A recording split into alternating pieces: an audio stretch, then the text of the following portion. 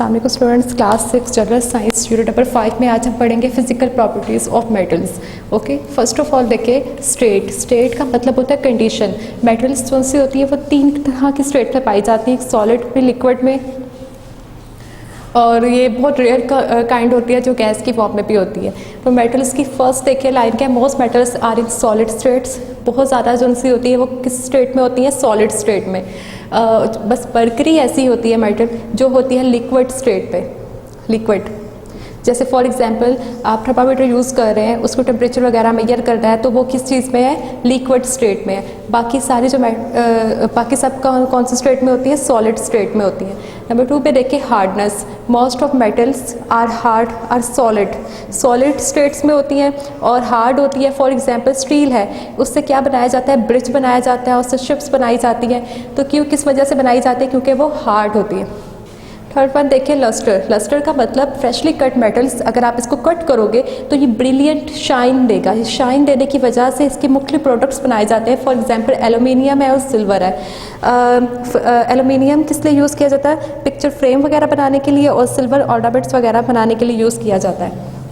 Next one देखिए melting and boiling points, इसके बहुत हाई होते हैं मेटल्स के। और जैसे for example copper and aluminium, इसके मेल्टिंग पॉइंट बहुत ज़्यादा होते हैं। तो ये किस लिए किस चीज़ों के लिए यूज़ की जाती है, किचन प्रोडक्ट्स के लिए बनाने के लिए यूज़ की जाती है। कंडक्टिविटी में देखें, कंडक्टिविटी ऐसी चीज़ों को कहते हैं, कंडक्टर जो क्या करता है, इलेक्ट्रिसिटी को पास होने देता है, उसको कहते हैं कंडक्टर। ठीक है, जो पास नहीं होने देता उसको नॉन कंडक्टर कहते हैं। फॉर एग्जांपल कॉपर और एल्यूमिनियम, इसमें कैरेक्टरिस्टिक होती है कि ये इलेक्ट्रिसिटी को पास होने देती है, तो इस वजह से जो वायर्स वगैरह होती है वो कॉपर और एल्यूमिनियम की बनाई जाती है।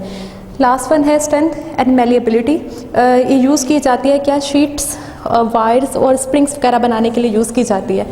नेक्स्ट देखें कंपाउंड्स और मिक्सचर। कंपाउंड्स उसको कहते हैं एलिमेंट्स को जो कंबाइंड होते हैं फिक्स रेशो में कंबाइंड होंगे, उसको हम क्या कहेंगे, कंपाउंड्स। और जो मिक्सचर होते हैं वो फिक्स रेशो में कंबाइंड नहीं होते।